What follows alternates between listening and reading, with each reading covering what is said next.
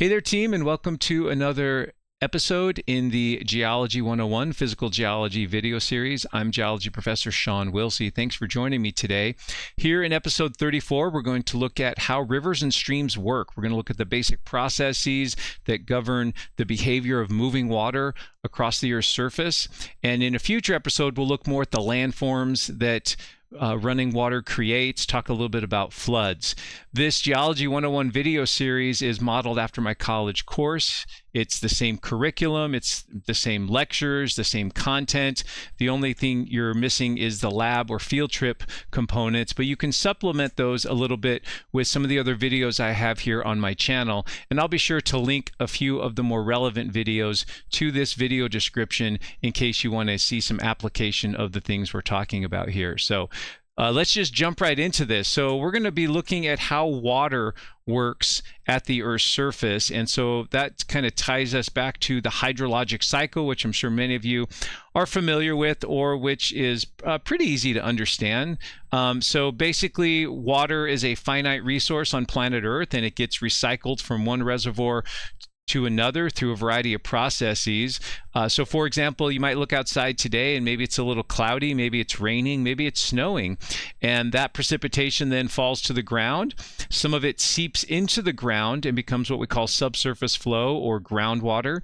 That's a topic that we'll tackle in a future episode. Some of it, though, runs across the Earth's surface, runs over the surface through rivers and streams, downhill. That's the part of the geologic cycle or the hydrologic cycle that we're going to focus on today. And then as that water works its way downhill, it eventually ends up at some location. Maybe it's a lake, maybe it's the ocean, where that water can then be transferred or moved from a liquid state back to a gas state, either through evaporation or through transpiration through plants.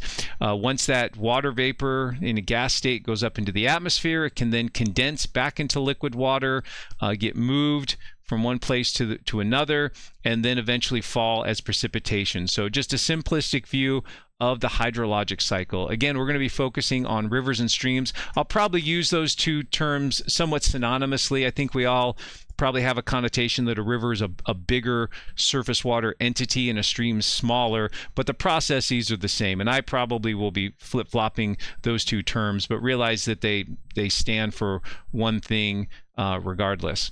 So let's start with looking at the concept of a drainage basin. So rivers and streams capture water from a given area depending on the topography in that region, and this is what we call a drainage basin. So you can see here we have two distinct drainage basins, two river systems that are each capturing water. They have their own tributaries or smaller streams that feed into the larger stream system, and those drainage basins are divided or separated by high topography. This is a lot of times is like a mountain ridge or a pass that divides one drainage basin from another. So these drainage basins are what feed the river with its water. They include all the tributaries that feed into that river system. They can also include groundwater. Groundwater can be moving through the ground, discharging at a spring that goes into the river system. And so we'll explore that more in a future episode. But let's take a look at a specific drainage basin, and let's look at the good old Snake River drainage basin here in southern Idaho. And so this area here shown in the shaded area delineates all the area for the Snake River system. So this is every drop of water that falls in this area eventually makes its way into the Snake River, minus whatever evaporates out of the system. But if it stays as surface water or even groundwater, it makes its way into this system. So the Snake River properly starts here in northwest Wyoming near Yellowstone National Park, flows south past the Tetons, takes a westward turn into Idaho, and then flows through the Snake River Plain for a good duration here, past a lot of the big communities in southern Idaho. As it makes its way to the Oregon border, it starts flowing north, cutting through Hell's Canyon, which is a scenic area.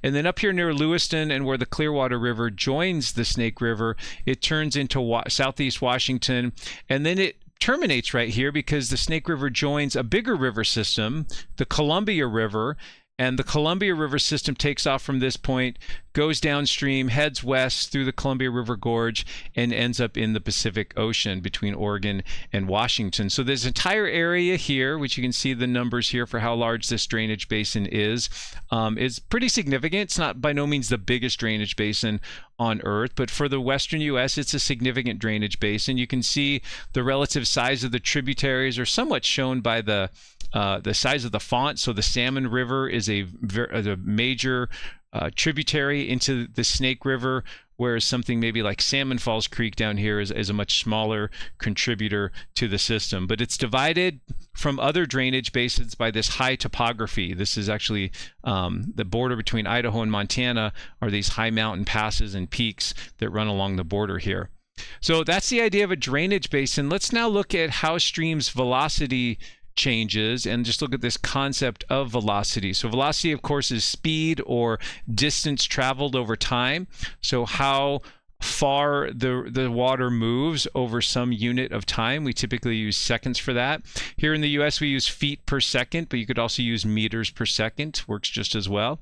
And let's consider two cross sections across this stream. Let's start here with A.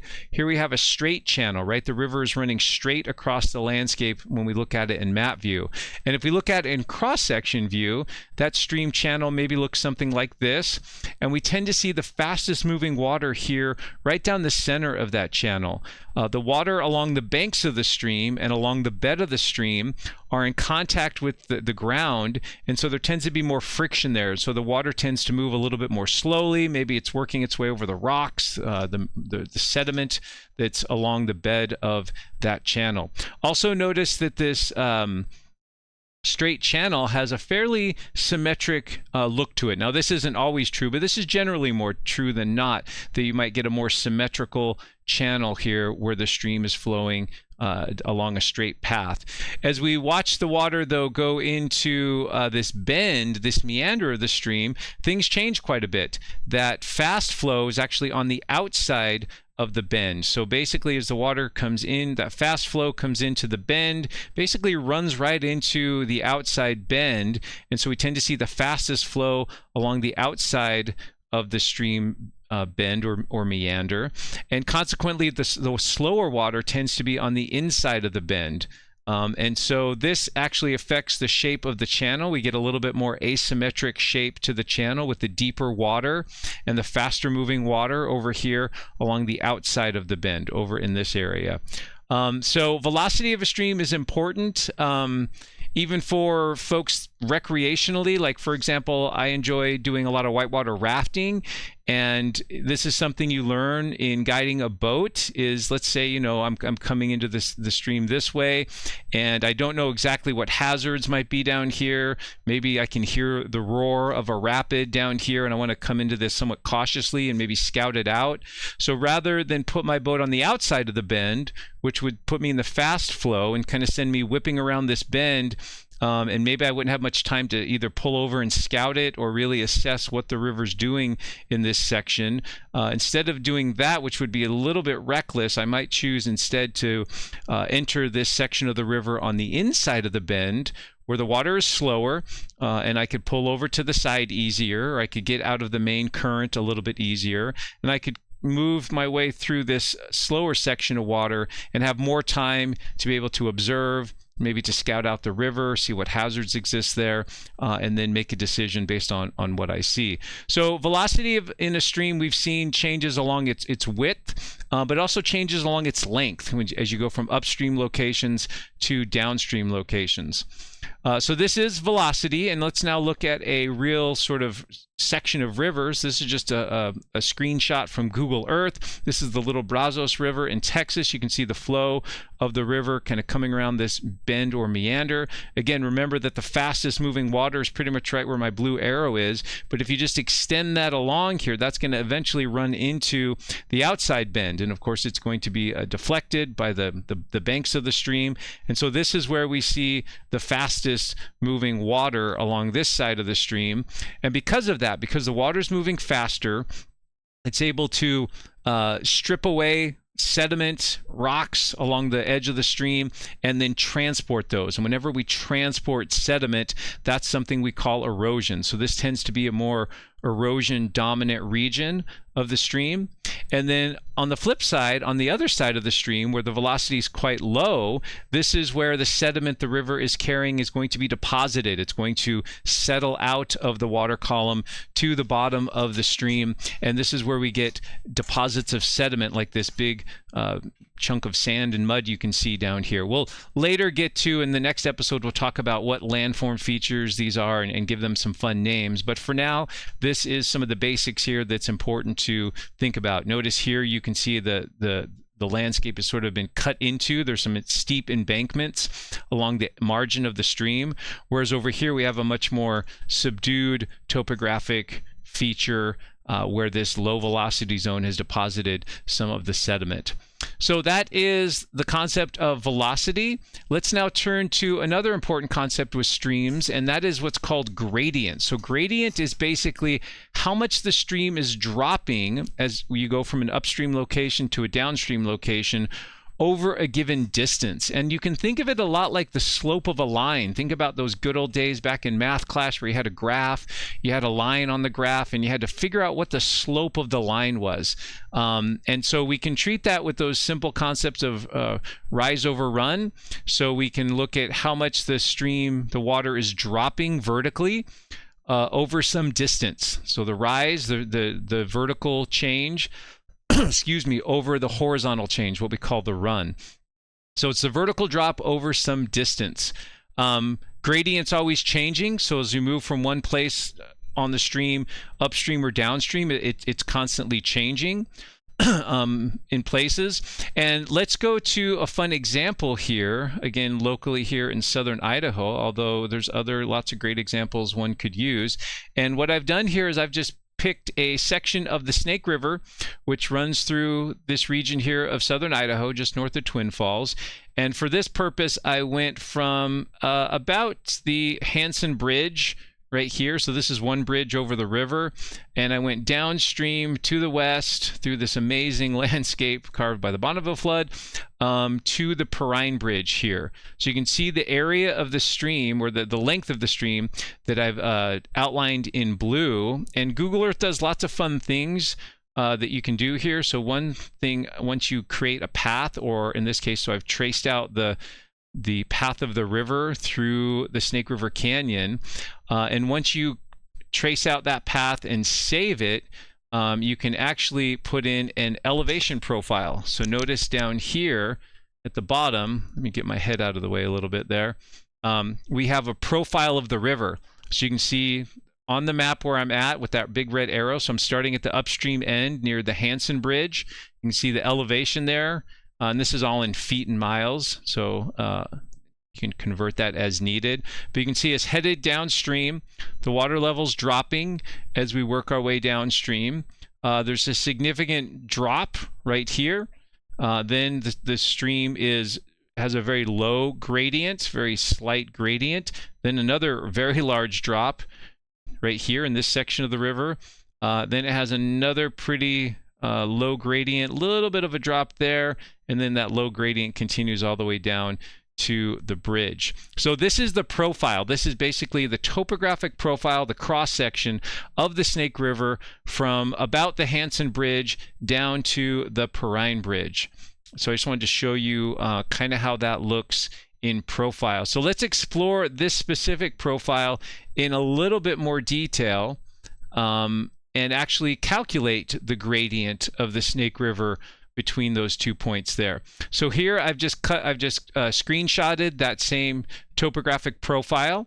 This is an odd place though. This part of the Snake River is not, does not behave like a typical stream, but I think this is still kind of instructive. So if we think about the end point of the stream and the initial point here, we can actually connect those with a line, and we can figure out what the average gradient is. So the gradient that we're interested in here is from two given points. So you can define this however you want to. You could do a gradient between two closer points. You could do the whole Snake River system from where it starts to where it ends up. It's just whatever you define it. But for us, in this instance, with this example, we've just chosen this 8 or so mile section, about 11 or so kilometers of river, to figure out the average gradient. So how do we figure out the gradient? Well, we need to figure out the elevation at the starting point, the elevation at the ending point, and subtract those. That'll give us the elevation drop. And then we would divide that by the distance. And so my profile here has all the information I need. I'll put that up here for you, both in English units and metric units. So here we have the elevation drop, about 511 feet between those two bridges on the Snake River, or 156 meters. That's the vertical drop of the river over a distance of just over 8 miles, or about 13 kilometers. And so when you divide those out, depending on which units you want to use here, you get a gradient of about 62 feet per mile, which means that the river on average is dropping every mile about 62 feet in elevation. Doesn't mean that it does it every mile. In fact, if you look at some of these sections where it's very flat, it's dropping very little, if at all. But we have these two big significant drops here. In metric, it's similar, so about a little under 12 meters per kilometer. Every kilometer you go down the Snake River, it's dropping vertically on average about 11.7 meters. So the big two drops there, if you're not familiar with this area, we have two significant waterfalls on the Snake River, Shoshone Falls, and the actual Twin Falls, with the feature that the land, or that the city, is named after. And so even though we have those two distinct drops there, we can figure out the overall gradient along the stream between those 2 points. So that's how you figure out gradient. Gradient is important because it tells us a little bit about, you know, the stream dynamics. You know, if you have a steep gradient, you might expect more rapids and cascades, more turbulence in the water, versus something that has a much more gentle gradient.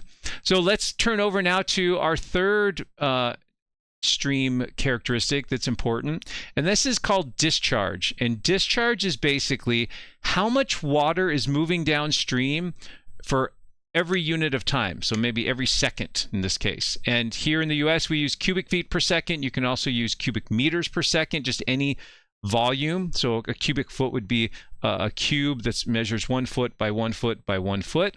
So it's how much of that material is moving downstream. Now this one's really important because this will tell you a lot about how much water the stream is carrying. So again, from a recreational point of view, like as a whitewater rafter, this is incredibly important.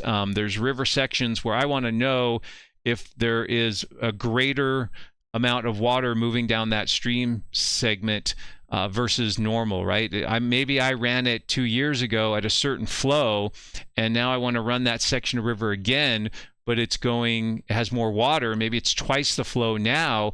That presents new hazards and new obstacles and changes the dynamics of the river pretty markedly. And so this is the idea with discharge or stream flow. Now, the way we figure out discharge of a stream is we have to know the cross-sectional area. So here's a stream here. This is the profile view here in front. And the stream channel probably is very irregular, probably isn't, you know, very geometrically pleasing to the eye. But what we can do is just break it into little chunks, or what we call subsections. So notice this river's channel has been divided into a bunch of rectangles. And rectangles, of course, have a simple area component where you just need to know the length times the width, or in this case, the width and the depth. So if we know the width and the depth of all these little subsegments or subsections, we can add those up. Now that's probably not perfect, but it gives us a pretty close approximate representation of the area of the stream, how much cross-sectional area the river is occupying as it flows downstream. The second thing we need is the velocity. So there's simple things we can put into the river, like flow meters, or you could do something simple like, you know, throw a tennis ball in the river and see how long it takes that tennis ball to move some given distance, right? Maybe 100 feet or 100 meters. How long does it take to move downstream? Simple ways you could estimate velocity. So the discharge of the stream, again, very important. This is what entities like the USGS are constantly monitoring in real time the discharge level. If you get more rain or more snow melt, that's going to put more water into the stream system. That's going to mean that the river rises, so it's going to have greater depth. The river might also spill out laterally, so it would give it greater width. So notice with the formula here, if you change any component of the area, you're going to increase. If you increase any component of the area, you're going to also increase the discharge. So discharge is always changing depending on how much water is moving downstream in a system. So those are some of the three big components related to streams. Let's kind of put those all together now and just look at how things change typically from an upstream source to a downstream source. Now, this is totally generalized. Does every single river follow this pattern of behavior? No, but this is generally true. So typically, what do we see with the gradient of a stream? Typically, the gradient of a streams start up in higher topography, what we call the head of the stream. And so the gradient tends to be steeper there. And as that stream system moves down slope towards its mouth, the gradient becomes less steep. And so here's just kind of a little graphic here showing the gradient is greater and it kind of decreases as we get closer to the mouth. What happens to the depth and the width of the stream and the velocity? Well, they start out pretty small. That stream might be something you could just hop over here up in the mountains, very small. It doesn't carry a lot of water, so it doesn't have a lot of volume. Isn't very wide, moves fairly slowly, isn't very deep. But as we move downstream and more water is added to that through tributaries, we would expect all those things to increase. So all these parameters increase in the downstream direction, with the one difference here being the gradient, which starts high or steep up in the mountains and then becomes less steep as you move down towards the mouth of the stream.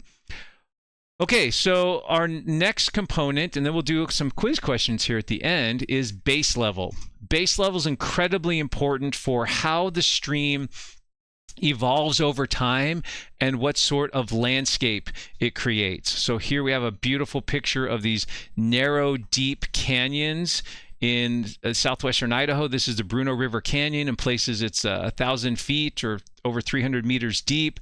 It's not very wide, and these are very much the consequence of changes in base level. And I actually did a video on this canyon that I'll link in the video description that might be helpful as well.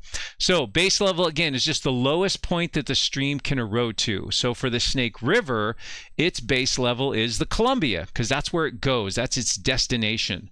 If we look at some of the tributaries to the Snake River, like let's say the Salmon River, what is base level to the Salmon River? Well, it's the Snake River, because that's where it flows. That's its lowest point. The Columbia River goes all the way to the ocean, so its base level is sea level or the ocean. And lots of rivers and streams do go all the way to the ocean, and so we sometimes think about sea level as being ultimate base level. But sometimes you can have localized base levels. You might have an area or a stream system that doesn't go all the way to the ocean. Maybe it ends at a lake, or if you think of a place like I don't know, like in northern Utah, those streams in northern Utah all flow into a low confined basin with no outlet. That's the Great Salt Lake. So that would be the more localized base level. And streams are always adjusting to changes in base level. Base level is not constant. Even something like sea level, which would seem to be fairly constant, actually moves over time, especially geologic time. And so there's always changes in the land. The land's being pushed up, maybe the land's going down, base levels rising, base levels falling, and the streams are always responding to that in some way, shape, or form. And so let's explore that in a little bit more detail. And what I have here for you are some simple little stream profiles. So let's say we have a stream that starts at point A. So this is like a cross-section view looking at the stream's gradient. Stream starts here at point A, up in the mountains, flows down to its mouth here at point B. Okay, and let's say that we actually we're going to change something here. We're going to change one of these points here. Let's say we change base level such that it drops. Okay, so there's been a drop in base level. Could be sea level dropping, could be a lake draining away, whatever the case may be. So base level has dropped. So now the stream, which starts at the same point, doesn't end at point B. It actually flows now to point C. Look and see what's happened here. That the slope of that line that we had originally is now much steeper. And so now with a steeper gradient, think about what might accompany that in terms of like, you know, what's actually taking place on the ground with that stream. Because that stream has a steeper gradient, it's now going to erode and cut into the landscape. It's going to carve a canyon. This is exactly how we get some of the great canyons on Earth. Even canyons so impressive, we might call them grand, like the Grand Canyon. So this is entirely part of the story of the Grand Canyon, is a drop in base level. Well, what else could change with base level? Well, let's say we start with another stream. Okay, same concept, starting at point A, ending at point B, the head of the stream, the mouth of the stream. What if in this case base level rises? Well, now the stream is going up to this point here, and so now look at the gradient of the stream. Now it's no longer as steep as it once was. It's less steep, it's more gentle, and so the stream's going to slow down. It's not going to cut down into the landscape. Instead, it's going to fill in the landscape. It's going to what we call a grade or deposit sediment on that landscape. So we would end up with deposition being the primary process associated with a rise in base level. So those are two fundamental changes there, where we've moved base level down or we've moved base level up, and we change the gradient, we change some of the dynamics of the stream, and over time we end up with two very different landforms. Well, what if we keep base level constant? What if I told you we can do the same thing without changing base level? Well, the only way to make this work is not to change something at base level, but to change something up at the head of the stream. So what if we had tectonic uplift of the mountains or the region where the head of the stream starts? Now notice we still end up with that same steep slope. We still end up with a steep gradient, which again would cause the river to cut down and erode into the landscape. And what if you did both? What if you had the uplift happening at the head of the stream and a base level drop down here at the mouth of the stream? Think about how aggressively you could cut and carve into that landscape and make an impressive canyon. And that is part of the story of the Grand Canyon right there. And then finally here, again, we'll start with the same line, A to B.